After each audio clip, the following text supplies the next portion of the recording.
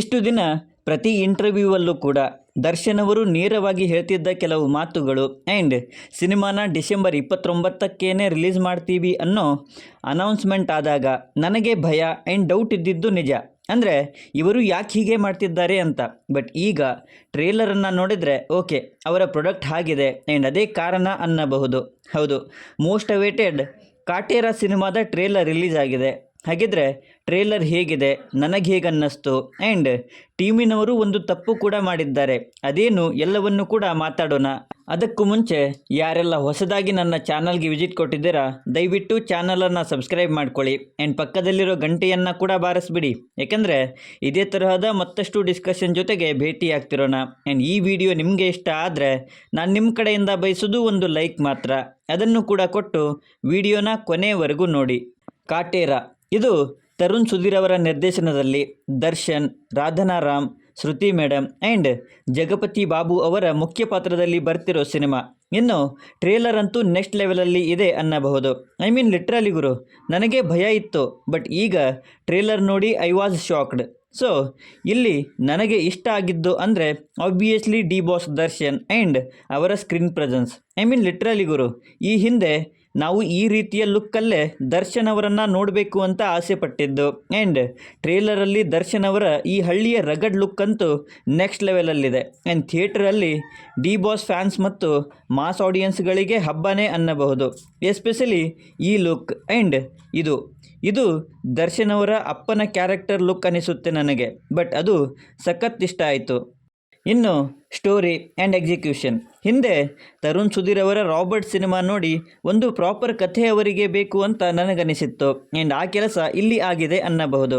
I mean ಆಡಿಯನ್ಸ್ಗಳಿಗೆ and ಅವರ ಎಮೋಷನ್ಸನ್ನು ಕಮರ್ಷಿಯಾಲಿಟಿಯೊಂದಿಗೆ ಇಲ್ಲಿ touch ಮಾಡ್ತಾರೆ. ಆ್ಯಂಡ್ ಎಕ್ಸಿಕ್ಯೂಷನ್ ಕೂಡ ಅಷ್ಟೇ ಅಥೆಂಟಿಕ್ ಆಗಿರುತ್ತೆ ಅಂತ ಟ್ರೇಲರ್ ನೋಡಿದ್ರೇ ಗೊತ್ತಾಗುತ್ತೆ.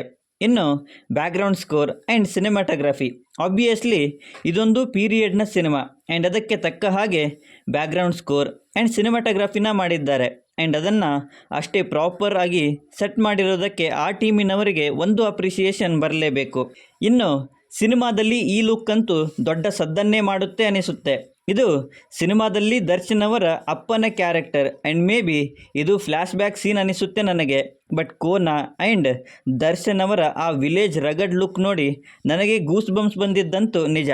ಇದರ ಜೊತೆಗೆ ರಾಧನಾ ರಾಮ್ ಅವರಿಗೂ ಕೂಡ ಇಲ್ಲಿ ಒಂದು ಪ್ರಾಮಿನೇಟಿಂಗ್ ರೋಲ್ ಸಿಕ್ಕಿದೆ ಅನಿಸುತ್ತೆ. ಜೊತೆಗೆ ಶ್ರುತಿ ಮೇಡಮ್, ಅವಿನಾಶ್ ಅವರು ಆ್ಯಂಡ್ ನೆಗೆಟಿವ್ ರೋಲಲ್ಲಿ ಜಗಪತಿ ಬಾಬು ಅವರನ್ನು ಕೂಡ ಸಖತ್ತಾಗಿ ತೋರಿಸಿದ್ದಾರೆ. ಆ್ಯಂಡ್ ಆಬ್ವಿಯಸ್ಲಿ ಅವರು ಸಿನಿಮಾದಲ್ಲೂ ಕೂಡ ಒಂದು ಒಳ್ಳೆಯ ವ್ಯಾಲ್ಯೂವನ್ನೇ ಆ್ಯಡ್ ಮಾಡ್ತಾರೆ ಅನ್ನಬಹುದು. ಇನ್ನು ಸ್ವಲ್ಪ ಕಷ್ಟ ಆಗಬಹುದು ಅನಿಸಿದ್ದು ಅಂದರೆ writing and story. I mean commercial or mass ಆಡಿಯನ್ಸ್ಗಳಿಗೆ ಓಕೆ, ಬಟ್ ಟ್ರೇಲರಲ್ಲಿನ ಡೈಲಾಗ್ಸನ್ನು ನೋಡಿದರೆ ಅದೇ ಹಳೆ ಫಾರ್ಮ್ಯಾಟಲ್ಲೇ ಇರುತ್ತೆ ಅನಿಸುತ್ತೆ. ಇನ್ನು ಸ್ಟೋರಿ ಹೊಸದಾಗಿ ಇದ್ದರೂ ಕೂಡ ಅದು ಅದೇ ಹಳೆ ಫಾರ್ಮ್ಯಾಟಲ್ಲೇ ಪ್ರೆಸೆಂಟ್ ಆಗುತ್ತೆ ಅನ್ನೋದು ಟ್ರೇಲರ್ ನೋಡಿದ್ರೇ ಗೊತ್ತಾಗುತ್ತೆ. ಆ್ಯಂಡ್ ಅದು ಸ್ವಲ್ಪ ಕಷ್ಟ ಆಗುತ್ತೆ ಅನ್ನಬಹುದು.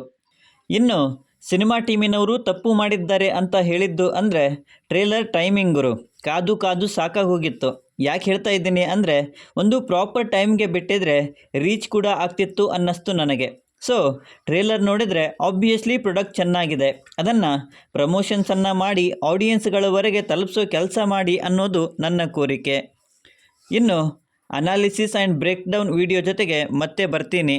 ಅದಕ್ಕೂ ಮುಂಚೆ ಟ್ರೇಲರ್ ಬಗ್ಗೆ ಆ್ಯಂಡ್ ಈ ವಿಡಿಯೋ ಬಗ್ಗೆ ನಿಮ್ಮ ಅನಿಸಿಕೆ ಏನೇ ಇದ್ದರೂ ಕೆಳಗಡೆ ಬರೆದು ತಿಳಿಸಿ. ಮತ್ತು ಈ ವಿಡಿಯೋ ನಿಮಗೆ ಇಷ್ಟ ಆಗಿದ್ದರೆ ದಯವಿಟ್ಟು ನನ್ನ ಚಾನಲನ್ನು ಸಬ್ಸ್ಕ್ರೈಬ್ ಮಾಡಿಕೊಂಡು ಸಪೋರ್ಟ್ ಮಾಡಿ.